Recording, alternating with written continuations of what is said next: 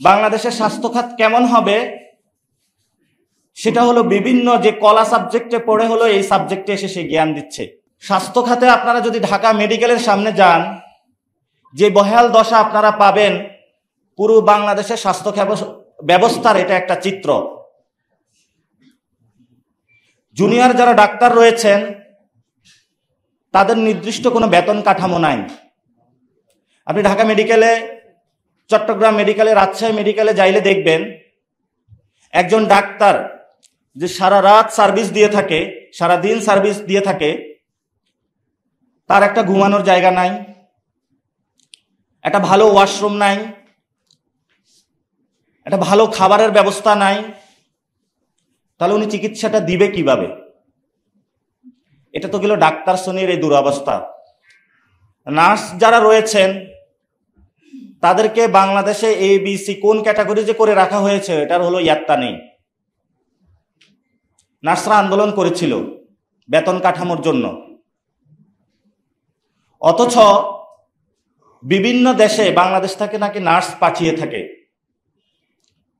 Cuba রাষ্ট্র তাদের স্বাস্থ্য ব্যবস্থার এত উন্নয়ন ঘটিয়েছে, আমরা সেই মডেলগুলো কেন অনুসরণ করতে পারি না? একজন বেসরকারি চাকরিজীবী অথবা সরকারি চাকরিজীবী সকাল থেকে সন্ধ্যা পর্যন্ত তার জীবনের 50টি বছর ব্যয় করার পরে যে সামান্য টাকা জমিয়ে থাকেন, কোনো একটা প্রাইভেট হসপিটালে ভর্তি হওয়ার পরে একদিনেই তার টাকাটা চলে যায়। আমরা সরকারকে আহ্বান জানাবো যে বাংলাদেশের মানুষের এই সময় একটি স্বাস্থ্য প্ল্যান আপনারা মানুষকে দিন। একটি স্বাস্থ্য কাঠামো যদি এই সময় আমরা তৈরি করতে না পারি, তাহলে স্বাস্থ্য মন্ত্রণালয়ে বিভিন্ন যারা দলীয় ক্যাডার রয়েছে, দলদাস রয়েছে, ডিজি নিয়ে মারামারি করবে, কে কোন হসপিটালে পদ ভাগাবে ওইটা নিয়ে মারামারি করবে। এই মারামারি যদি চলমান থাকে তাহলে বাংলাদেশের অধিকাংশ মানুষ স্বাস্থ্য খাতের অব্যবস্থাপনায় বড় একটা অংশ মারা যাবে। আমি আমার কর্মজীবনে স্বাস্থ্য খাতে একটি ইনভলভমেন্ট ছিল। আমাদের যে এইখানে স্বাস্থ্য খাতের যে প্রোডাক্টগুলো আমরা বাংলাদেশে দিয়ে থাকি সবগুলো বিদেশ থেকে এসে থাকে, এবং ইন্ডিয়ার বিভিন্ন অঙ্গরাজ্যে বিদেশি কোম্পানিগুলো ফ্যাক্টরি বসিয়েছে, সেখান থেকে তারা প্রোডাক্ট এখানে সাপ্লাই দেয়।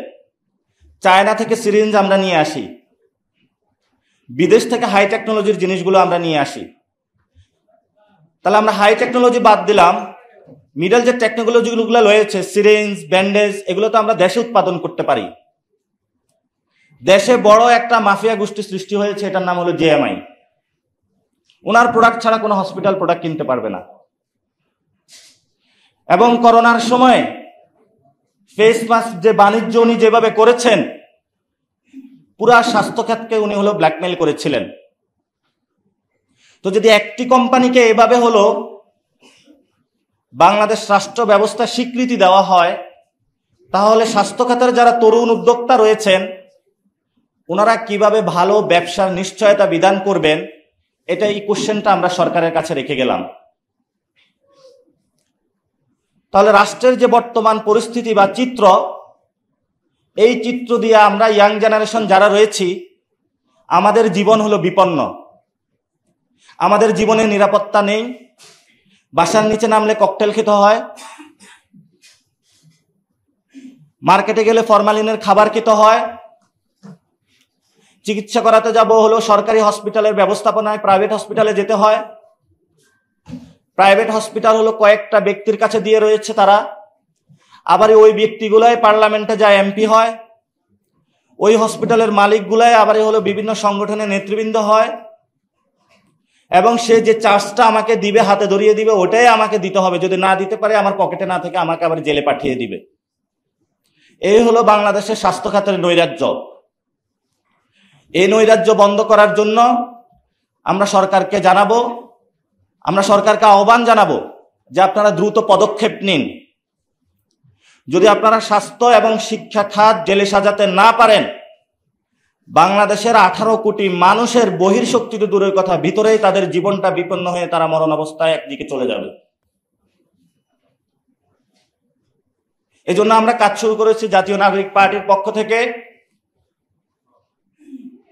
এখানে যারা নার্স রয়েছেন, জনস্বাস্থ্য যারা রয়েছেন, অর্থস্বাস্থ্যে যারা রয়েছেন, সিনিয়র যারা সিটিজেন রয়েছেন, বিদগ্ধ যারা ডাক্তার রয়েছেন, আমরা তাদেরকে একসাথে নিয়ে এসেছি। আমরা বলেছি আপনাদের জাতীয় নাগরিক পার্টি চেনার দরকার নাই, আপনারা শুধু জনগণকে সেবা দিন, জনগণকে আপনাদের চিনলেই হবে। আপনাদের কাছে কোনো চাওয়া পাওয়া আমাদের নেই। আপনাদের কাছে আমাদের একটাই চাওয়া, যাতে আমাদের কোনো ভাই এবং বোন স্বাস্থ্যের অব্যবস্থাপনায় মারা না যায়। এই চাওয়াটা হলো আপনাদের কাছে।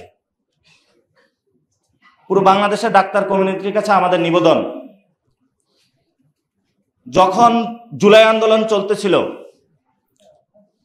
হসপিটালগুলোতে আপনারা আওয়ামী সন্ত্রাসীর বাহিনীর সামনে দাঁড়িয়েও, বিভিন্ন সরকারি এজেন্সির বাহিনীর সামনে দাঁড়িয়েও যেভাবে বুকে আগলে রেখে আমাদের ভাইদেরকে আপনারা স্বাস্থ্যসেবা দিয়েছেন, যেভাবে তাদেরকে হসপিটালের করিডোরে লুকিয়ে রক্ষা করেছেন, কেবিনগুলার চেয়ারের নিচে, বেডের নিচে তাদেরকে লুকিয়ে রেখে আওয়ামী লীগ থেকে তাদেরকে রক্ষা করেছেন, আপনাদের ইতিহাসের এই অবদান আমরা জীবনেও বলতে পারবো না। আমরা তখন দেখেছি যে একজন ডাক্তার কত মানবিক হতে পারে। অনেকে বলে ডাক্তার নাকি কসাই। যারা এই কথাটা বলে আমরা শুধু তাদেরকে বলবো, জুলাই আন্দোলনের সময় বাংলাদেশের ডাক্তার, নার্স, হসপিটালের আয়া থেকে শুরু করে তারা যেই ধরনের সহমর্মিতা, বিপ্লবের কর্মসূচি দিয়েছেন, বাংলাদেশে গত 50 বছরে এই ধরনের কোন সেক্টরে আমরা দেখি নাই। যখন ডাক্তাররা আমাদের ভাইদেরকে চিকিৎসা দিয়েছেন, তখন সচিবালয়ে বসে আমাদের যারা অ্যাডমিন ক্যাডার ভাইয়েরা গুলির নির্দেশ দিয়েছিলেন, পুলিশ প্রশাসনে বসে কন্ট্রোল রুমে গুলির নির্দেশ দিয়েছিলেন। আমরা বলবো যে এই স্বাস্থ্য খাতে যারা বিভিন্ন সেক্টর ভিত্তিক উপরস্থ যে পদগুলো রয়েছে, আপনারা এগুলা ডাক্তারদের কাছে বুঝিয়ে দিন। একজন ইংলিশ লিটারেচারে এসে একটা হসপিটালের কত টাকা ব্যয় করবে, আয় করবে, কি প্রোডাক্ট করবে তার ডিরেকশন দিচ্ছে। বাংলাদেশের স্বাস্থ্য খাত কেমন হবে সেটা হলো বিভিন্ন যে কলা সাবজেক্টে পড়ে হলো এই সাবজেক্টে এসে সে জ্ঞান দিচ্ছে। যার যে স্কিল সেট, যার যে যোগ্যতা, তাকে যদি বুঝিয়ে না দেওয়া হয়, ওই বিভাগ, ওই মন্ত্রণালয়, ওই খাত জীবনেও কখনো সফলতার মুখ দেখে না। এই জন্য আমরা সরকারকে জানাবো, আমাদের সাবেক আওয়ামী লীগ যে স্বাস্থ্যমন্ত্রী নিয়োগ দিয়েছিলেন, উনি তো মনে হয় ইংলিশ ডিপার্টমেন্টের ছিলেন, যতটুকু জানি নাকি। সো এই ধরনের ব্যবস্থা থেকে আমাদেরকে বেরিয়ে আসতে হবে।